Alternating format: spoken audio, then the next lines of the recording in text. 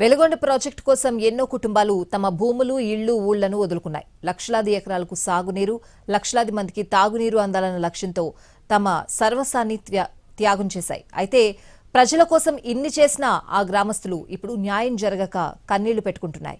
ఉన్నపళంగా గ్రామం ఖాళీ చేయాలని అధికారులు ఆదేశించడంతో ఏం చేయాలో దిక్కుతోచని స్థితిలో పడ్డాయి అర్ధవీడు గ్రామంలోని కుటుంబాలు.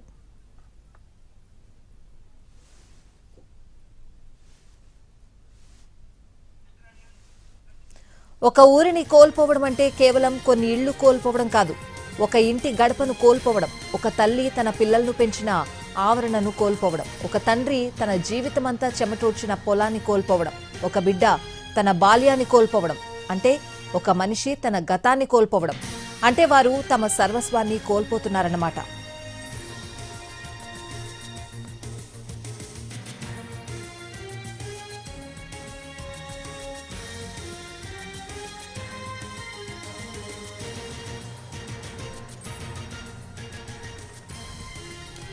ఊరు పోయింది, బతుకు ఎక్కడా? నిన్నటి వరకు ఆ ఇల్లు వాళ్లది.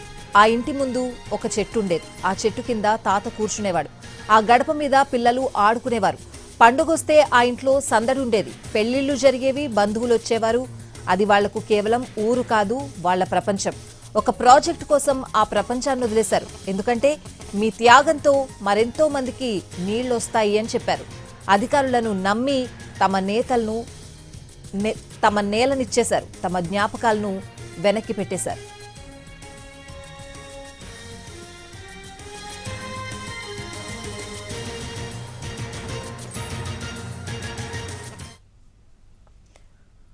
ఇప్పుడు వాళ్ళు అడుగుతున్న ప్రశ్న ఒకటే, మా త్యాగానికి విలువెక్కడా? పరిహారం కోసం, పేర్ల కోసం, కార్యాలయాల చుట్టూ ఇది కేవలం డబ్బు కోసం చేస్తున్న పోరాటం కాదు. ఒక కుటుంబం తనకు రావాల్సిన హక్కు కోసం అధికారుల తలుపు తడుతున్న కథ.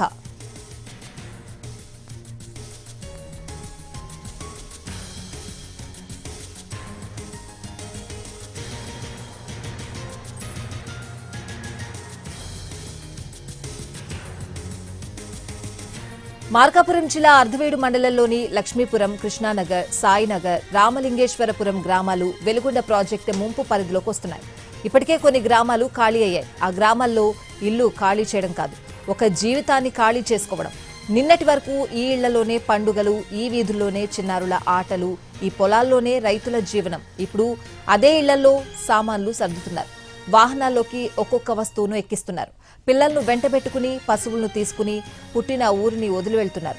మిగిలిన కుటుంబాలు కూడా అధికారుల ఆదేశాలతో ఊరును వీడేందుకు సిద్ధమవుతున్నారు. వెళ్తున్నది వాళ్లే, కానీ వెనక్కి తిరిగి చూస్తే కనిపించేది మాత్రం తమ జీవితం అంతా. ఇక్కడే పుట్టాం, ఇక్కడే పెరిగాం, ఈ ఊరును వదిలి వెళ్లాలంటే చాలా బాధగా ఉంది. అయినా ప్రాజెక్టు కోసం వెళ్లాల్సి వస్తోందని అంటున్నారు గ్రామస్తులు.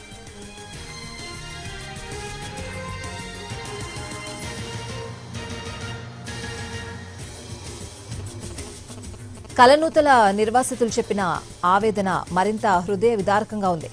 2006లో అధికారులు తమ తల్లిదండ్రులతో పాటు కుటుంబ సభ్యుల ఫోటోలు తీసుకున్నారని, కానీ తర్వాత గెజిట్లో తమ తండ్రి పేరు మాత్రమే ఉండడంతో తమకు పునరావాస ప్యాకేజ్ వర్తించలేదని వారు చెప్తున్నారు.